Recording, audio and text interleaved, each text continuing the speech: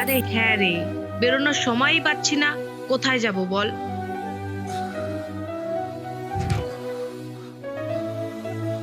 মালতী, এই মালতী, মালতী, কি হলো তোর?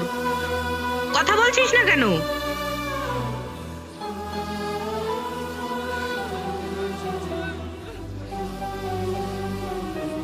মালতী, এই মালতী, কি হয়েছে তোর হঠাৎ করে?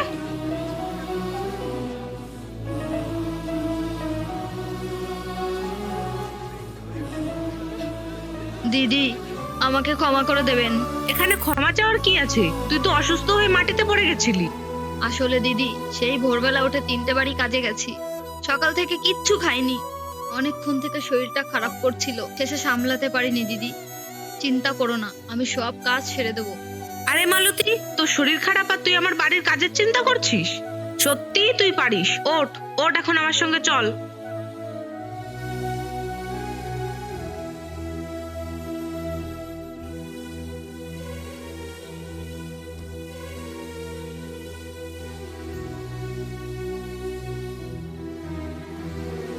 তুই এখানে একটু শো, আমি আসছি।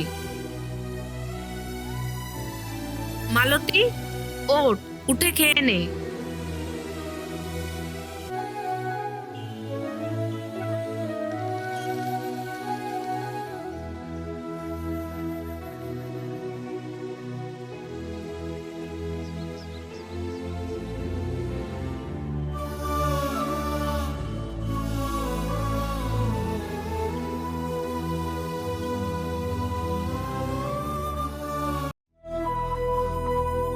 আরে মালতী, তুই কান্না করছিস কেন? দিদি, সত্যি বলতে আপনি অসাধারণ মনের মানুষ।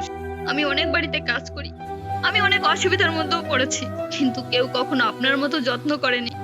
যত্ন তো অনেক দূরের কথা, জিজ্ঞাসা পর্যন্ত করেনি। আরো পানের থেকে চুন খসলে বকাবকি করেছে। আসলে কি বলতো দিদি, আমাদের কাজের লোকেদের কেউ মানুষ বলে গণ্যই করে না। কিন্তু কি আর করা যাবে বলুন দিদি, ভগবান গরিব বানিয়ে পাঠিয়েছে, কাজ তো করে খেতেই হবে।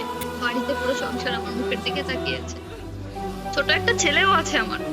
স্বামী অনেকদিন ধরে প্যারালাইজড, তার ওষুধের খরচা, পুরো ফ্যামিলির খরচাই আমার চালাতে হয়। কিন্তু দিদি, আমি আপনার বাড়ি যত সময় কাজ করি আমি নিশ্চিন্তে থাকি, ভালো থাকি। কারণ আমি কাজের লোক হওয়া সত্ত্বেও আপনি যেভাবে আমার খেয়াল রাখেন, আমার মায়ের কথা মনে পড়ে যায়। আর আমার জন্য এত কিছু করার জন্য আপনাকে অনেক ধন্যবাদ দিদি। দেখ মালতী, গরিব বড় লোক বলে কিছুই নয়। সবার উপরে মানুষ সত্য, তার উপরেও মনুষ্যত্ব। দেখ মালতী, তোর শরীরেও যে রক্ত, আমার শরীরেও সেই রক্ত। পৃথিবীতে ভগবান যাকে যে স্থানে পাঠিয়েছে, তাকে সেই স্থানেই হাসি খুশি থাকা উচিত। আর সবার সঙ্গে ভালো ব্যবহার করা উচিত। আর কখনো কোনো ধরনের অহংকার করা উচিত নয়। আর কারোর ব্যবহারে কেউ যেন কষ্ট না পায় সেদিকেও খেয়াল রাখতে হয়।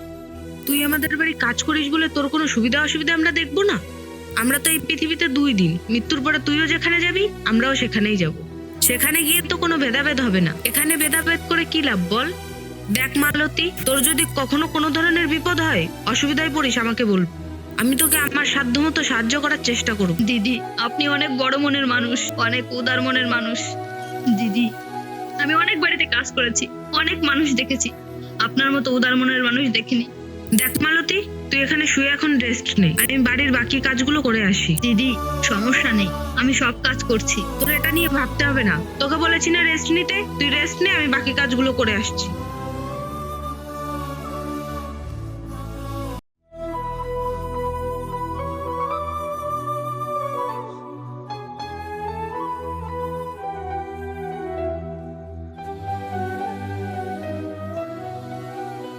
রিদ্ধি, বাজার থেকে বাড়ি আসার সময় একটু ওষুধ নিয়ে আসো। মালতীর শরীরটা ভালো না। আচ্ছা ঠিক আছে।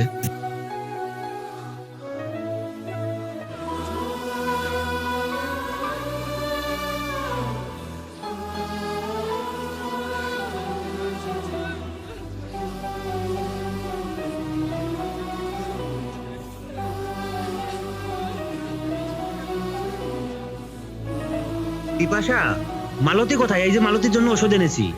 ঘরে শুয়ে আছে। চলো ঘরে চলো।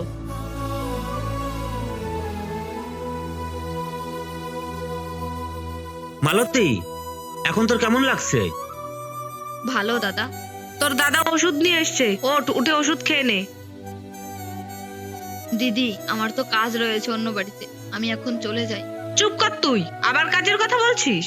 এখন ওষুধ খেয়ে রেস্ট নে, তোর দাদা তোকে সন্ধ্যাবেলা গিয়ে বাড়ি দিয়ে আসবে। আচ্ছা দিদি।